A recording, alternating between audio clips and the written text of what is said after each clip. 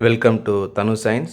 In this video, we'll see the answers for Chapter 6 Heat from Refresher Course Module Book of Class 10th Science.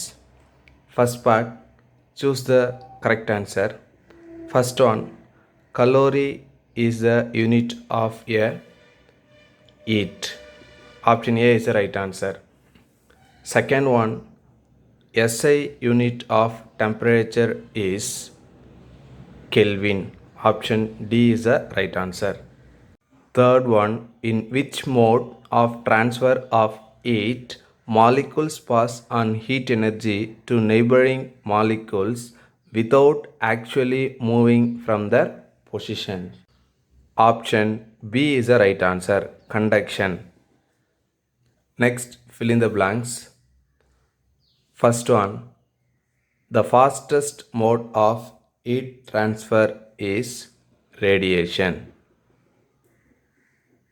Second one, during daytime, air blows from sea to land. Third one, liquids and gases are generally conductors of heat, that is convection. Fourth one, the fixed temperature at which matter changes state from solid to liquid is called solid to liquid melting, or we can say that latent heat of fusion. Latent heat of fusion. Any one we can write. Next, part 3. Answer briefly. First one, define conduction. கண்டக்ஷன்னா சாலிடில் நடக்கும். பொதுவாக பணக்காரர்கிட்டேருந்து ஏழைக்கு காசு போகும். அது மாதிரி தண்ணி உயரமான இடத்துலேருந்து பள்ளமான இடத்துக்கு போகும்.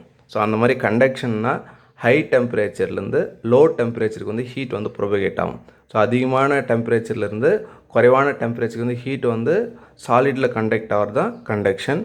Now we will see how to write. The process of transfer of heat in solids from a region of higher temperature to a region of lower temperature without the actual movement of molecules is called conduction. So molecule move ஆகாம சாலிடில் high டெம்பரேச்சர்லேருந்து low டெம்பரேச்சருக்கு heat transfer ஆகிறது தான் conduction. Question number 2. Ice is kept in a double-walled container. Why? Let us consider இதை ஐஸ்ன்னு வச்சுக்கலாம். இந்த ஐஸை ஒரு double வால் கண்டெய்னரில் வைக்கிறோம். இந்த டபுள் வால் கண்டெய்னரில் வைக்க சொல்ல இது ஐஸ் மெல்ட் ஆகாமல் அப்படியே சாலிடாகவே இருக்குது. ஏன்னு சொன்னால் இது ஃபஸ்ட்டு வால், இது செகண்ட் வால். இப்போ இந்த ஃபஸ்ட்டு வால்க்கும் செகண்ட் வால்க்கு இடையில் என்ன இருக்குதுன்னு சொன்னால் வேக்கம் இருக்குது. ஸோ வேக்கம் இருக்கிறதுனால இது ஹீட்டை கண்டக்ட் பண்ணாது. ஸோ ஹீட்டை ஃபஸ்ட் வால்லேருந்து செகண்ட் வால்க்கு கண்டக்ட் ஆகாததுனால இந்த அவுட்டர் டெம்பரேச்சர் ஐஸ் கிட்ட போகாது. ஸோ அதனால் ஐஸ் ரொம்ப நேரத்துக்கு சாலிடாகவே இருக்கும். Now we will see how to write. Reason: the vacuum present in between the two walls prevents the transfer of heat from the first to the second wall, and hence the ice remains in the solid form for a longer time period. Question number 3. How does the water kept in an earthen pot remain cool? மண்பாண்டம்னு சொல்லுவாங்க. Earthen Patna இப்போ இது ஒரு மண்பாண்டம்னு வச்சுக்கலாம். இந்த மண்பாண்டத்தில் சின்ன சின்ன holes இருக்கும், அதாவது போர்ஸ்ன்னு சொல்லுவாங்க. இந்த போர்ஸ்லேருந்து என்ன ஆகுமான்னு சொன்னால் எவாப்ரேஷன் நடந்துனே இருக்கும். ஸோ எவாப்ரேஷன்லாம் இந்த வாட்டரில் இருக்கிற ஹீட் எவாப்ரேட் ஆகினே இருக்கும். ஸோ வெளியில் போயினே இருக்கும்.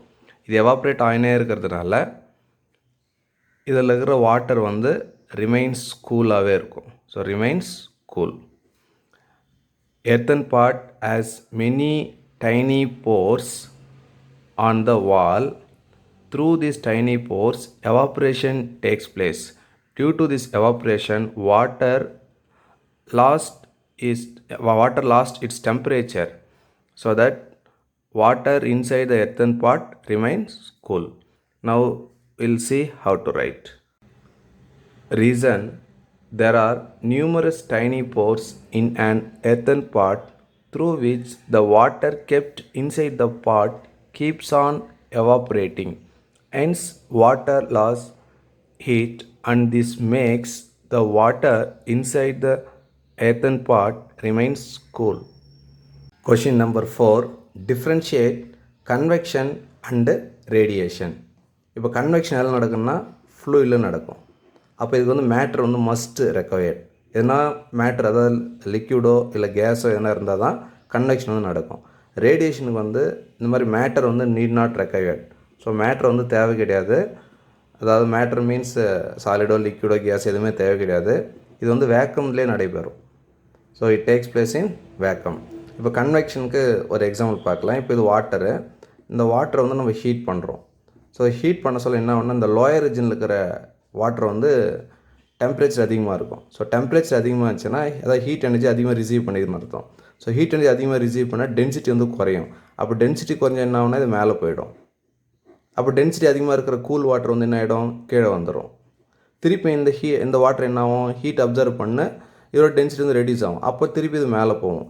அப்போ இந்த மாலிகுல்ஸ் வந்து என்ன ஆகும்னா அப் அண்ட் டவுன் வந்து போயினே இருக்கும். அப்போது கன்வெக்ஷன் சொன்னால் heat flows from higher region to lower region in fluid by the movement of fluid itself. அப்போது ஃப்ளூயிடில் வந்து மூமெண்ட் நடக்கிறதுனால இந்த கன்வெக்ஷன் வந்து நடக்குது. ஸோ கன்வெக்ஷன் என்னதுன்னா flow of heat through a fluid from higher temperature to lower temperature by movement of fluid itself. இப்போ மேட்டரில் பார்த்தோன்னு வச்சுக்கலாம், இது வந்து எர்த்துன்னு வச்சுக்கலாம். இப்போ எர்த்து சுற்றி எல்லோனா ஒரு 1525 கிலோமீட்டருக்கு வந்து அப்ராக்சிமேட்டாக அட்மாஸ்பியர் இருக்குது. ஸோ அட்மாஸ்பியர் அப்புறம் எதுவுமே கிடையாது, வேக்கம் தான் இருக்குது. இப்போ இங்கே சன் இருக்குதுன்னு வச்சுக்கலாம். அப்போ சன்னிலிருந்து எர்த்துக்கு வந்து ஹீட் வருது. அப்போது இங்கே எதுவுமே இல்லை, ஆனால் ஹீட் வந்து வருதுன்னா வேக்கத்தில் வந்து ஹீட் வந்து ட்ரான்ஸ்ஃபர் ஆகுது. அப்போது ஹீட் ப்ரொபகேஷன் வந்து த்ரூ வேக்கம்னா அதுதான் வந்து ரேடியேஷன் பேர். ஸோ ரேடியேஷனுக்கு வந்து எந்த விதமான பொருள் இல்லைனா கூட அது வந்து ட்ரான்ஸ்ஃபர் ஆகும். அது பேர் தான் ரேடியேஷன். அப்போ it does not require any medium for its propagation. It takes place in vacuum. இப்போ டிஃப்ரென்ஸ் பார்க்கலாம் கன்வெக்ஷனுக்கும் ரேடியேஷனுக்கு எப்படி எழுதுறதுன்னு. Convection is a flow of heat through a fluid from places of higher temperature to places of lower temperature by movement of the fluid itself. Radiation is the flow of heat from one place to another by means of electromagnetic waves. Second point, matter must be present for convection. That is, matter in the sense fluid must be present for convection.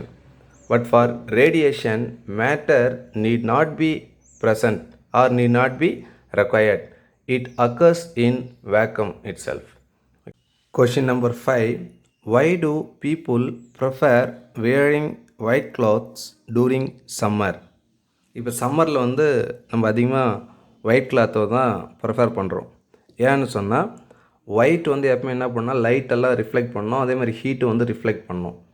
அதே black surface என்ன பண்ணோன்னா ஹீட்டை வந்து observe பண்ணும். So black வந்து ஹீட்டை observe பண்ணுறதுல நல்லாயிருக்கும், ஒயிட் வந்து ஹீட்டை ரிஃப்ளெக்ட் பண்ணுறதுல நல்லாயிருக்கும். ஸோ அதனால் சம்மரில் வந்து ஹீட் வந்து அதிகமாக இருக்கும், டெம்பரேச்சர் அதிகமாக இருக்கும்.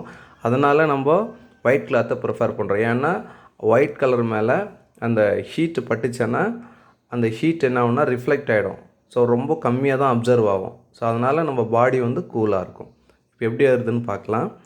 We prefer white clothes in summer because white clothes reflect most of the sun's heat and absorb very little of the sun's heat and keeps our body cool. Question number 6. What is specific heat capacity? இப்போ ஒரு சப்ஸ்டன்ஸோட specific கெப்பாசிட்டின்னு சொன்னால், இப்போ ஒரு சப்ஸ்டன்ஸ்னு வச்சுக்கலாம். இந்த சப்ஸ்டன்ஸோட mass வந்து 1 kg.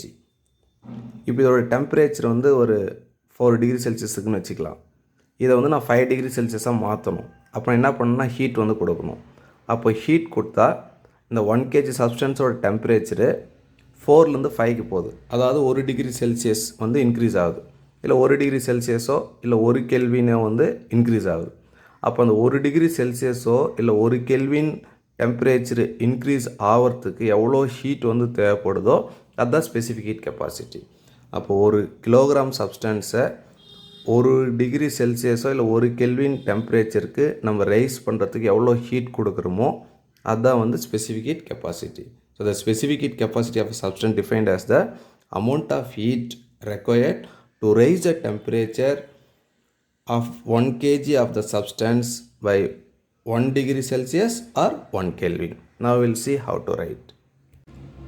Specific heat capacity of a substance is defined as the amount of heat required to raise the temperature of 1 kg of the substance by 1 degree Celsius or 1 Kelvin. Thank you, students.